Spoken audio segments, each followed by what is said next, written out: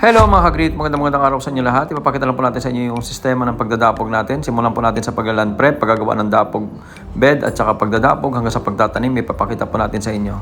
Land preparation po, kasama na po yung paggawa ng dapog bed. Sinimulan natin sa pag-hand tractor, pag-i-spiral before tayo nag-spray ng bioenzyme kinahaponan.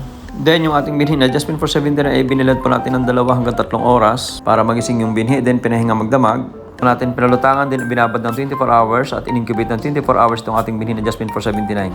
After 2 days na rotivate at saka na-spray po ng bioenzyme, gumawa na po tayo ng dapog bed.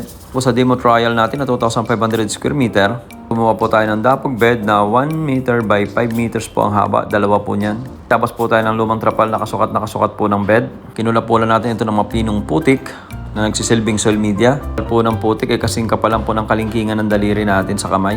Bugan po natin ng Everlast Organic Fertilizer yung bed, then saka po tayo nagsabog ng binhi. Saka po natin tinakpan ito ng trapal para sa proteksyon sa init, proteksyon sa ibon, proteksyon sa ulan. Naman po mainit at wala naman po masyadong maraming ibon, pwede naman po tanggalin yung trapal na yan. Then after 3 days, tinanggal ang trapal, nag-spray tayo ng Bioplant Booster. Meron din tayong hindi in-spray para makita natin yung diferensya. And plasing lang ng tubig. Then pagdating ng 12 days, ayan na nga po, pwede na natin siyang itanim. Gamit lang ang cutter, pwede kang mag-cut ng gusto mong laki. Then itapon mo lang doon sa likuran na nagtatanim.